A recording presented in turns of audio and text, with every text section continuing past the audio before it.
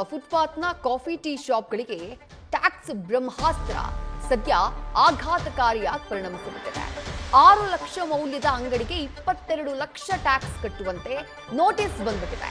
ಲಕ್ಷ ತೆರಿಗೆ ಕಟ್ಟುವಂತೆ ವಾಣಿಜ್ಯ ಇಲಾಖೆ ಕೊಟ್ಟಿರುವಂತಹ ನೋಟಿಸ್ ನೋಡಿ ಗಾಬರಿಯಾಗಿದ್ದಾರೆ ಅಂಗಡಿ ಮಾಲೀಕರು. ಬಸವೇಶ್ವರ ನಗರದ ಟೀ ಶಾಪ್ಗೆ 22 ಲಕ್ಷ ರೂಪಾಯಿ ಕಟ್ಟುವಂತೆ ನೋಟಿಸ್ ಬಂದ್ಬಿಟ್ಟಿದೆ. ಸಾಗರ್ ಟೀ ಕ್ಯಾನ್ವೆಂಟ್ಸ್ನ ಮಾಲೀಕನಿಗೆ ಇಂಥದ್ದೊಂದು ನೋಟಿಸ್ ಬಂದಿರೋದು. ಕಳೆದ ಕೆಲ ದಿನಗಳ ಹಿಂದೆಯೂ ಕೂಡ ಇದೇ ರೀತಿಯಾದಂತಹ ಒಂದು ಆರೋಪ ಕೇಳಿ ಬಂದಿತ್ತು. ಎಲ್ಲೋ ರೋಡ್ ಸೈಡ್ ಅಲ್ಲಿ ಕ್ಯಾನ್ವೆಂಟ್ಸ್ ಅನ್ನ ಇಟ್ಕೊಂಡು ಜೀವನ ಮಾಡ್ತಾ ಇರೋರು ಲಕ್ಷ ರೂಪಾಯಿ ಟ್ಯಾಕ್ಸ್ ಕಟ್ಟುವಂತೆ ನಮಗೆ ನೋಟಿಸ್ ಬಂದ್ಬಿಟ್ಟಿದೆ, ನಾವ್ ಏನು ಮಾಡಬೇಕು ಅಂತ ಹೇಳಿ ಪ್ರಶ್ನೆಯನ್ನ ಮಾಡ್ತಾ ಇದ್ರು. ಇದು ಮತ್ತೊಂದು ಪ್ರಕರಣ. 6 ಲಕ್ಷ ಮೌಲ್ಯದ ಅಂಗಡಿ 22 ಲಕ್ಷ ಕಟ್ಟುವಂತೆ ನೋಟಿಸ್ ಬಂದ್ಬಿಟ್ಟಿದೆ. 1,85,00,000 ಬಂದಿದೆ ಸರ್. ಇವಾಗ ಕಟ್ಟಬೇಕು ಹೇಳ್ತಾ ಇರೋದು 22 ಲಕ್ಷ ಕಟ್ಟಕ್ಕೆ ಹೇಳ್ತಾ ಇದ್ದಾರೆ. ಇವಾಗ ಫೋನ್ ಪೇ ಎಲ್ಲ ಬೇಡ, ಸುಮ್ಮನೆ ಕ್ಯಾಶ್ ವ್ಯವಹಾರ ಓಕೆ. ಈಗ ಎಷ್ಟು ವರ್ಷದಿಂದ ಇದೆ ಸರ್ ಇದು 10 ವರ್ಷ ಆಗಿದೆ ಸರ್. ನಮ್ಮ ಹ್ಯಾಂಡ್ ಓವರ್ ಇಂದ ಇದ್ದು Sagar condiment sweet and salt.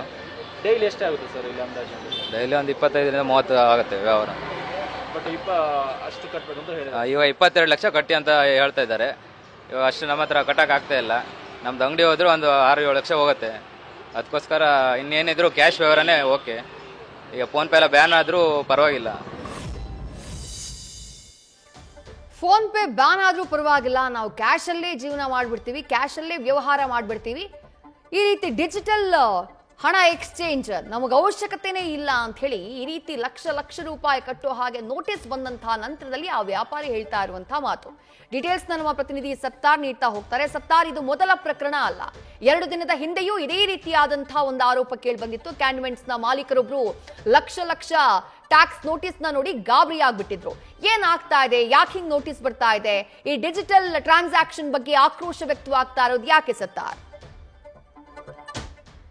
ವಿದೇಶಿ 2017ರಲ್ಲಿ ವಾಣಿಜ್ಯ ತೆರಿಗೆ ಇಲಾಖೆಯಿಂದ ಒಂದು ಆದೇಶ ಆಗುತ್ತೆ. ಅಂದ್ರೆ ದೇಶಾದ್ಯಂತ ಕೂಡ ಇದು ಜಾರಿಗೆ ಆಗುತ್ತೆ.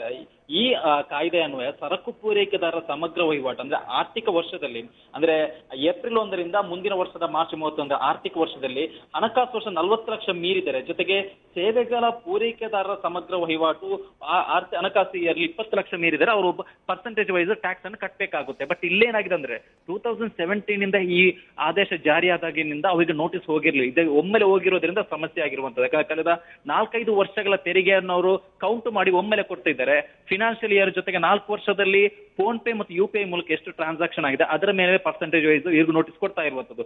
ಪ್ರತಿ ವರ್ಷ ಈ ರೀತಿ ಕೊಟ್ಟಿದ್ರೆ ಇಷ್ಟೊಂದು ಸಮಸ್ಯೆ ಆಗ್ತಾ ಇರಲಿಲ್ಲ. ಬಟ್ ಇದು ಒಮ್ಮೆಲೆ ಈ ರೀತಿಯ ನೋಟಿಸ್ ಕೊಟ್ಟಿರೋದ್ರಿಂದ ಕೆಲ ಅಂಗಡಿಗಳಿಗೆ 50 ಲಕ್ಷ ತನಕ ಹೋಗಿದೆ, ಇನ್ ಕೆಲ ಅಂಗಡಿಗಳಿಗೆ 20 ಲಕ್ಷ 70 ಲಕ್ಷ ತನಕ ಹೋಗಿದೆ. ಇದೀಗ ಮಾಲೀಕರು ಕೂಡ ಸಮಸ್ಯೆ ಆಗ್ತಾ ಇರುವಂತದ್ದು. ಕೆಲವೊಂದು ಪಾರ್ಟ್ನರ್ಶಿಪ್ ಅಲ್ಲಿರುವ ಅಂಗಡಿಗಳಲ್ಲಿ ಆ ಅಂಗಡಿಯ ಮೌಲ್ಯ ಕೂಡ 5ರಿಂದ 10 ಲಕ್ಷ ಇದ್ರೆ ಅಲ್ಲಿಗೆ ಹೋಗಿರುವಂತಹ ಟ್ಯಾಕ್ಸ್ ನ ಮೌಲ್ಯ ಏನಿದೆ ಅದು 30ರಿಂದ 40 ಲಕ್ಷ ಹೋಗಿದೆ. ಇದೇ ರೀತಿ ಬಸವೇಶ್ವರ ನಗರದ ಕ್ಯಾಂಡಿಮೆಂಟ್ಸ್ ಅಂಗಡಿಯ ಮೌಲ್ಯ ಇರೋದು 5 to 7 ಲ್ಯಾಕ್ ಆದ್ರೆ ಅವ್ರಿಗೆ ಹೋಗಿರೋದು 22 ಲಕ್ಷ. ಇದೇ ಕಾರಣಕ್ಕೆ ಅವರು UPI ಮೂಲಕ ಟ್ರಾನ್ಸಾಕ್ಷನ್ ಬೇಡ, ಮತ್ತೆ ನಗದು ಮೂಲಕ ಟ್ರಾನ್ಸಾಕ್ಷನ್ ಅಂದ್ರೆ ವ್ಯಾಪಾರ ಮಾಡಲು ಮುಂದಾಗಿರುವಂತ. ಇದೇ ಕಾರಣಕ್ಕೆ ಗ್ರಾಹಕರಿಗೂ ಕೂಡ ಇನ್ಮುಂದೆ ನೀವು ಹೆಚ್ಚು ನಗದು ಮೂಲಕ ವ್ಯವಹಾರ ಮಾಡಿ ಅನ್ನೋ ಮನವಿಯನ್ನು ಕೂಡ ಮಾಡ್ತಾ ಇದ್ದಾರೆ. ಇದರಿಂದ ಗ್ರಾಹಕರು ಕೂಡ ಸಮಸ್ಯೆ ಆಗ್ತಾ ಇದೆ. ಯಾಕಂದ್ರೆ ಎಲ್ಲರೂ ಕೂಡ ಈಗ ಡಿಜಿಟಲ್ ಪೇಮೆಂಟ್ಗೆ ಅಡಿಕ್ಟ್ ಆಗಿರೋದ್ರಿಂದ ಮತ್ತೆ ನಗದು ವ್ಯಾಪಾರ ಮಾಡೋ ಗ್ರಾಹಕರಿಗೂ ಕೂಡ ತೊಂದರೆ ಆಗ್ತಾ ಇದೆ. ಜೊತೆಗೆ ವ್ಯಾಪಾರಿಗಳು ಕೂಡ ಇದು ಮುಂದಿನ ದಿನದಲ್ಲಿ ಅವರ ವ್ಯಾಪಾರ ಕಡಿಮೆ ಆಗಲು ಕೂಡ ಕಾರಣ ಆಗಬಹುದು ಅನ್ನೋ ಆತಂಕ ಕೂಡ ವ್ಯಕ್ತವಾಗ್ತಿದೆ. ವಿದ್ಯಶ್ರೀ, ಥ್ಯಾಂಕ್ ಯು ಸತ್ತಾ ತಮ್ಮೆಲ್ಲ ಡೀಟೇಲ್ಸ್ಗೆ.